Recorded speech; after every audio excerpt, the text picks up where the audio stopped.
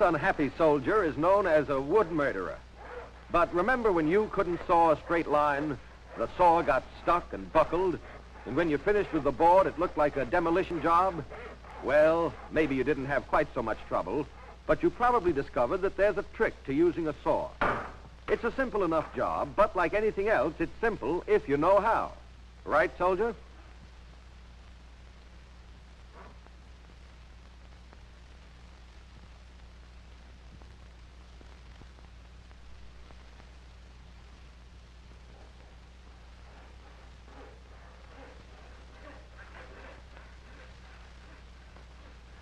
All hand saws have certain general characteristics.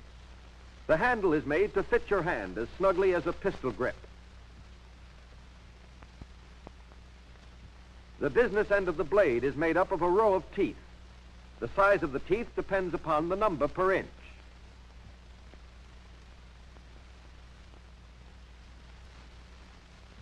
Here they are unset, as they appear also in this down view sketch. But the teeth must be set in order to cut a kerf or groove wide enough to keep the saw from binding in the wood. By that we mean that every other tooth is bent slightly to one side of the saw, and the remaining ones are bent in the opposite direction. Here are the teeth set.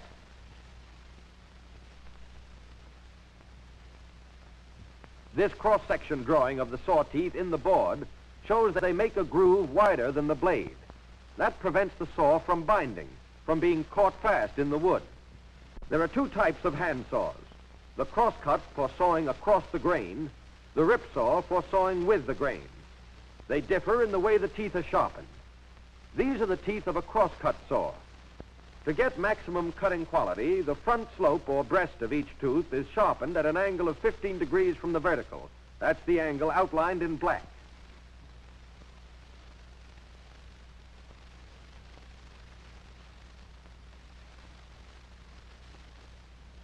In this top view of the cross-cut saw, notice that the teeth themselves are filed across the saw at a 65-degree angle to give them a sharp point.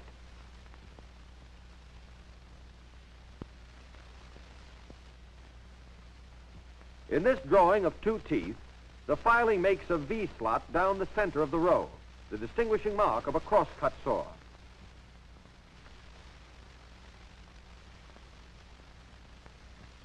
Now, before using the cross-cut hand saw, make an accurate measurement on what you want to saw. Then mark it off with a distinct straight line.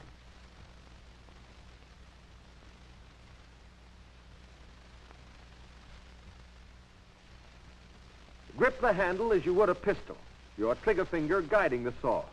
You also guide it with your left thumb, steadying the timber with your left hand. First, pull back with a slight downward pressure to make a small kerf. Let the saw cut by its own weight. Don't force it. You might kink the blade and ruin it. Hold the saw against the timber at a 45-degree angle.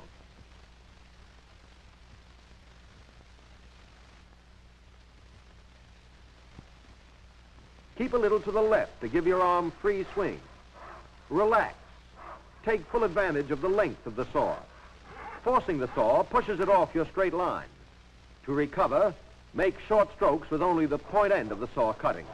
Twist the handle in the same direction that you want to cut until you're back on the line. Sawing's pretty simple, at least for some people. Normally, you don't use a cross-cut saw for cutting with the grain.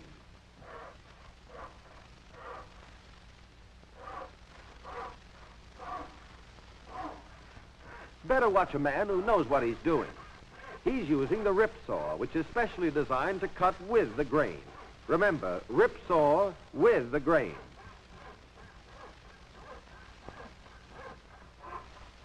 Here again, the trick is the way in which the teeth are filed.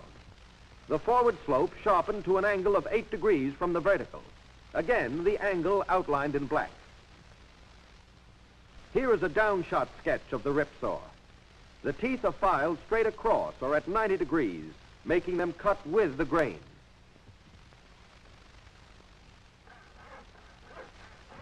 Handle the rip saw the same as you would the crosscut, with one exception: hold it in a more vertical position, at an angle of about 60 degrees.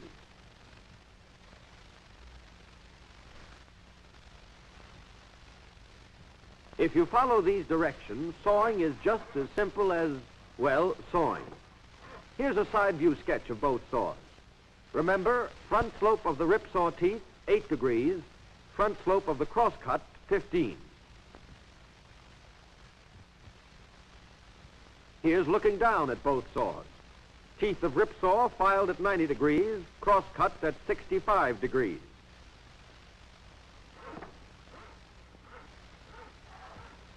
But no matter how carefully you treat a saw, even the best one will become dull and start to give you trouble. When that happens, there's only one answer: sharpen it, and do it immediately.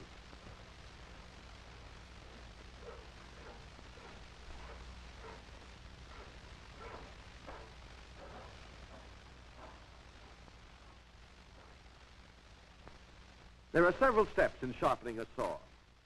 Jointing the teeth, that is, making them the same height, is your first move. Use a file clamp or jointing tool. Tighten the screw just enough to hold the file, but not tight enough to bend it. Make 2 or 3 light strokes from one end of the saw to the other. Check between every few strokes to see if the teeth are even. Remember, this means each tooth on the whole row, not just in one section. Only when all the teeth touch the file is the first step finished. All teeth the same height. That's the basic idea.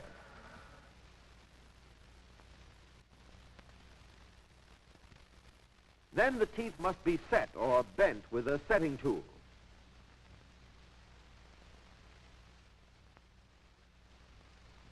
Go down the entire length of the saw, setting every other tooth so that the pointed end is out, each point in the same direction and at the same angle. Each tooth should be set not more than 1/2 of the thickness of the tooth and 1/3 the depth. The setting tool can be gauged to fit the size of any teeth.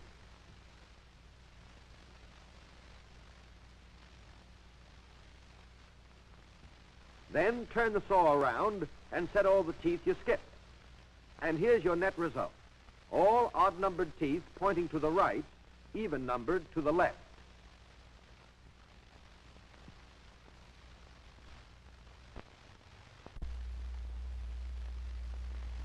Next and more difficult is the filing of the teeth.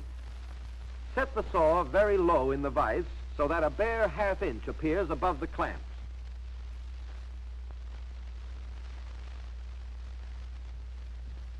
That device the soldier is setting up holds the file at the correct angle.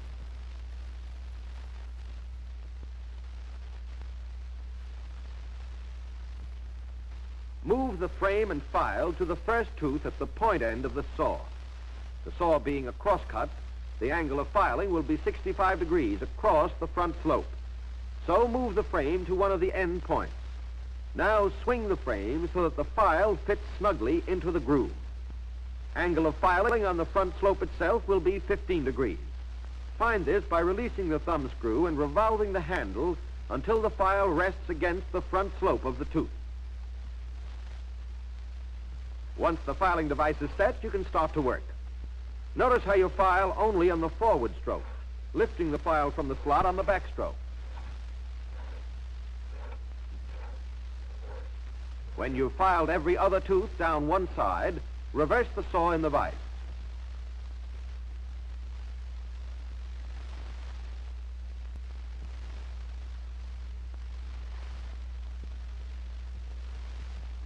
Swing the filing device to the right and adjust to get the angles of the same size in their new position.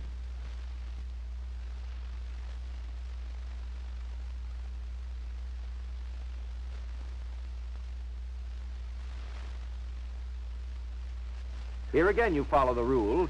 File only on the forward stroke, lifting the file from the slot on the back stroke. When you jointed the teeth, you flattened them, so file each one now until that flat surface has been eliminated.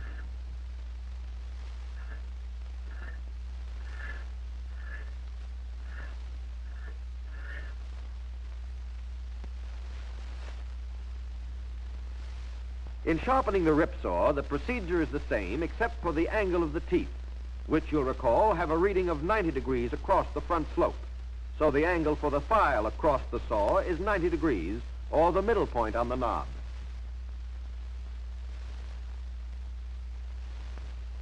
Now set the file so the front of the tooth is sharpened at an angle of 8 degrees with the vertical.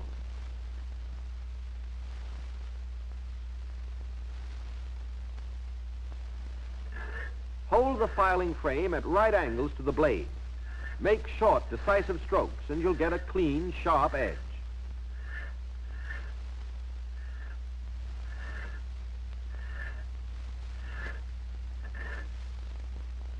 For the final step in sharpening the saw, place the saw blade on a smooth, straight piece of timber and pass an oil stone lightly over the side of the teeth.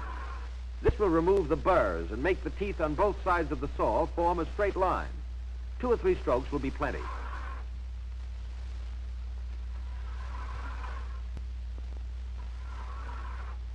Now oil it well to prevent rust and to give smooth operation. Take care of your saw. Keep it clean, sharp, oiled. Put it away when not in use. Then when you need it, it'll do a real job for you. Drilling holes is just as simple as sawing when done right. On engineer jobs, you'll find holes are necessary to receive drift bolts, spikes, or bolts. The tool the soldier's using is called the brace and bit.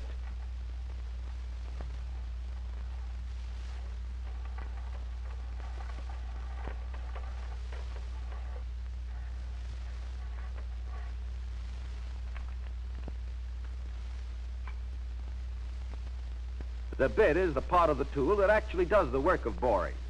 Simple as it looks, it's really composed of 6 different parts, each of which has a definite job.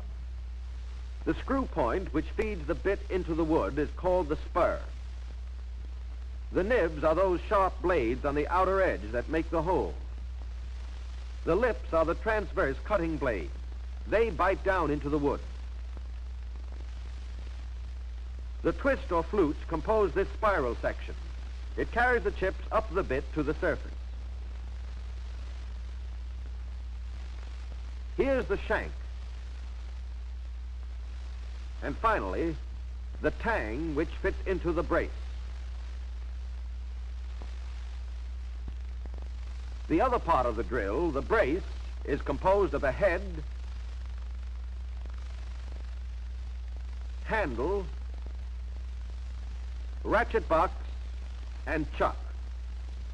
To assemble, drop the bit as far down into the chuck as it will go. Grasp the chuck with left hand and turn the handle counterclockwise till it's tight. Now to operate, the spur is placed at the point where the hole is to be drilled. A little pressure is needed at the start, but once the lips begin biting into the timber, the bit will feed itself into the wood. Keep that bit perpendicular. Don't change the direction of the hole after it's started or you'll snap the bit. To withdraw it, reverse the rotation to free the spur and resume the forward rotation as you lift the bit. When you want to drill the hole all the way through the timber, continue drilling until the spur starts coming through the opposite side.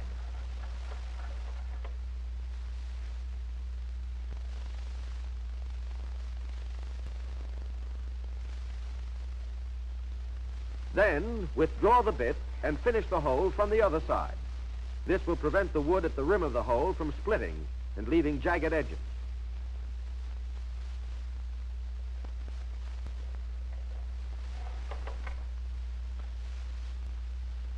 When you're in a spot where you can't get a full turn, use the ratchet. Turn the collar on the ratchet box to disengage the pawl. The bit will bite into the wood on every other turn.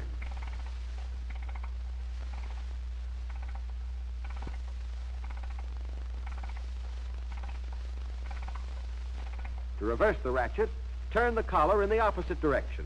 Then you'll be able to withdraw the bit easily from the wood.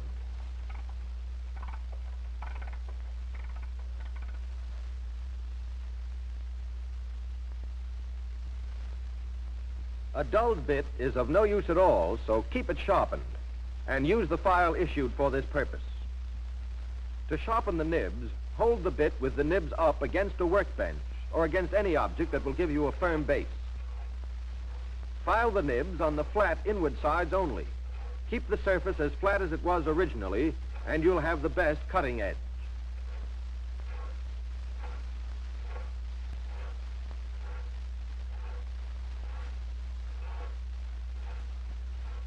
To sharpen the lips, turn the bit right side up.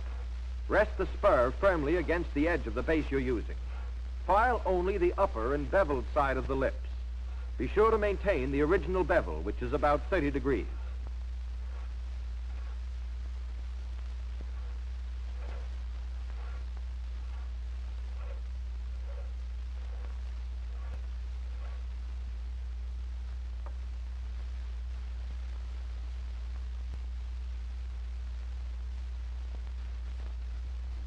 The same thing goes for the care of the bit as for all other cutting tools. Don't bore through nails or grit. Keep that bit oiled, keep it clean, and keep it sharp. If you follow these directions, you'll be able to use the tool the way it was meant to be used.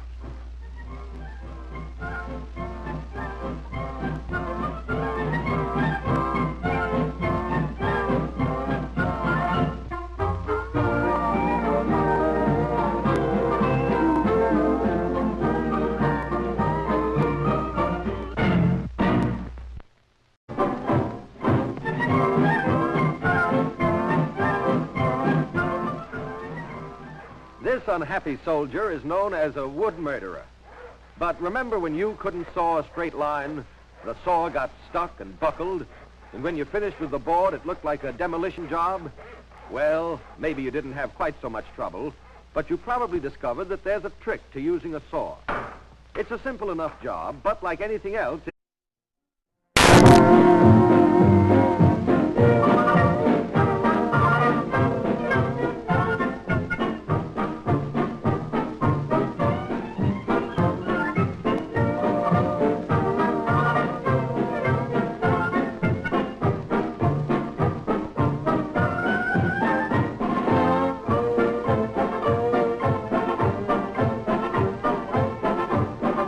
as a pistol grip.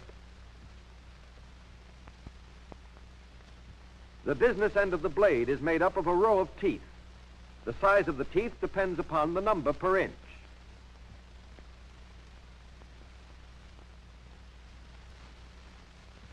Here they are unset, as they appear also in this down view sketch.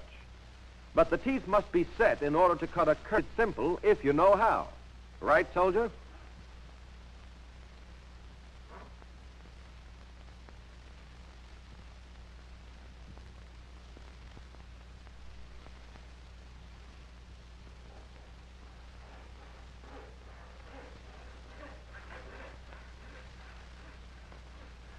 All hand saws have certain general characteristics. The handle is made to fit your hand as snug or groove wide enough to keep the saw from binding in the wood. By that we mean that every other tooth is bent slightly to one side of the saw, and the remaining ones are bent in the opposite direction. Here are the teeth set.